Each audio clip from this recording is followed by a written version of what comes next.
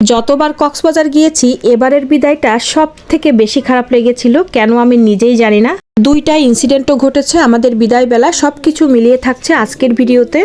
ইতিমধ্যে কক্সবাজার ট্যুরের অনেকগুলো ব্লগ শেয়ার করেছি, যারা যারা দেখেননি তারা অবশ্যই দেখে নিতে পারে। আশা করি আপনাদের ভালো লাগবে। তো কেমন আছেন সবাই? নতুন আরেকটি ব্লগে আপনাদের সবাইকে ওয়েলকাম করছি। বুঝতেই পারছেন আজকে কক্সবাজার থেকে বিদায় নিব, তার জন্য সবকিছু প্রিপারেশন চলছে।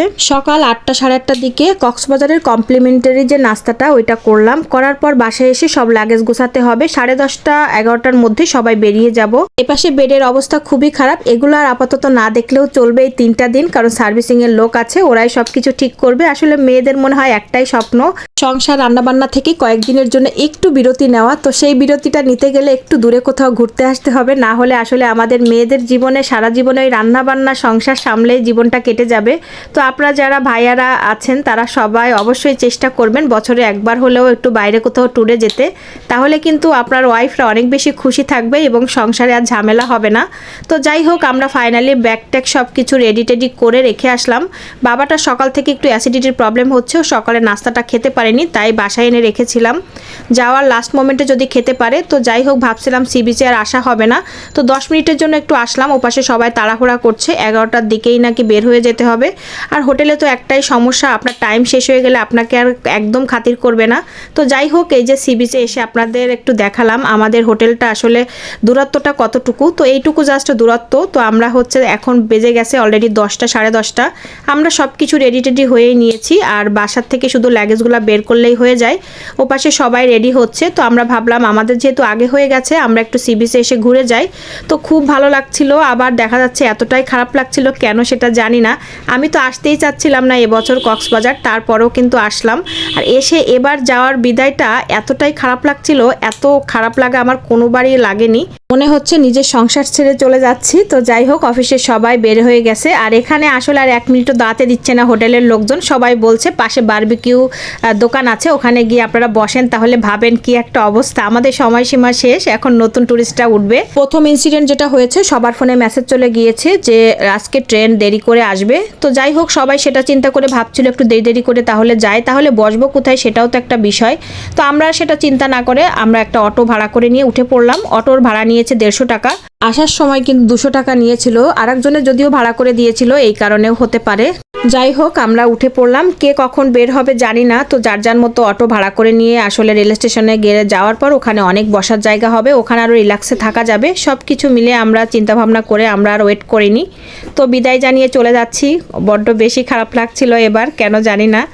তো অটোতে ওঠার পর ওর বাবার সাথে আমি একটা আলোচনা করছিলাম, সেটা হলো আমার মোবাইল চার্জার এনেছো কিনা। তো মোবাইল চার্জার আমারটা রেখে আসছি, এটা পরবর্তীতে শিওর হলাম। তারপর একজনকে ফোন দেওয়া হয়েছে, তো একটা দ্বিতীয় ইনসিডেন্ট আর কি। তো ফোন দেওয়ার পরে তারা যদিও ওখানে ছিল, তা পরবর্তীতে আমাদের রুমে নাকি পাইনি। আমি ভাবছিলাম সার্ভিসিংয়ের লোক বুঝিয়ে আসলে নিয়ে গেছে, তো এটা আসলে হওয়ার কথা না। তো আমি যখন স্টেশনে আসলাম, স্টেশনে আসার পরে অনেকের সাথে শেয়ার করলাম যে আমার চার্জারটা পাওয়া গেল না, কিভাবে পাওয়া যাবে। তো ও বলছে যে কেন, অবশ্যই পাওয়া যাওয়ার কথা, কারণ ওখানে কোনো কিছু হারালে কিন্তু পাওয়া যাবে, কারণ ওখানে ওদের একটা ইয়ে হবে, সেজন্য ওরা কিন্তু যে কোনো জিনিস যারা ফেলে আসে তাদের কিন্তু সব কিছু জমা দেওয়া হয় নিচেই। তো পরবর্তীতে সেটা আমিও পেয়ে গেলাম, যার দায়িত্ব দিছিলাম সেই অবশেষে আর কি নিচেই রিসেপশনে এসে বলার পর প্রশ্ন করার পর তারা নাকি দিয়েছে যে হ্যাঁ পাওয়া গেছে। তো যাই হোক, মনটা একটু শান্তি স্বস্তি পেল। তো এখানে অলরেডি চলে আসলাম, এখানে হচ্ছে একটা গেস্ট হাউসের মতো। তো ইজি বাইকটা ভিতরে আসতে পারলো না, যার কারণে আমাদের জ্যামের কারণে ওখানেই নেমে যেতে হয়েছে।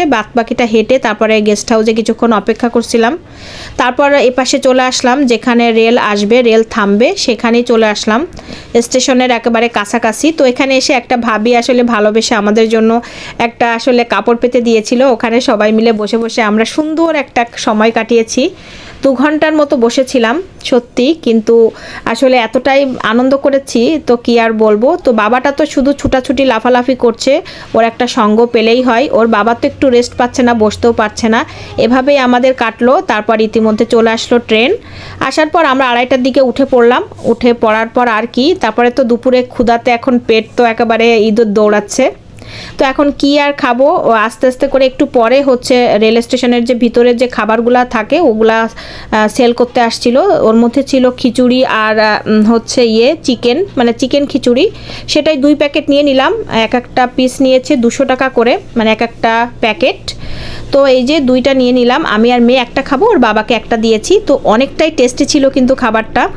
তো যাই হোক, কথা বলতে বলতে আজকের ভিডিওটি কিন্তু শেষের পর্যায়ে। তো আপনাদের কাছে কেমন লাগলো অবশ্যই কিন্তু কমেন্টস করে জানাবেন। কক্সবাজারকে বিদায় জানিয়ে আবার স্বাভাবিক জীবনযাপন শুরু করে দিব। এই তো, আর অনেক ভালো লেগেছে, অনেক ভালো একটা সময় কাটিয়েছি। আজকের ভিডিওটি এই পর্যন্ত, ভালো থাকবেন সবাই, টাটা।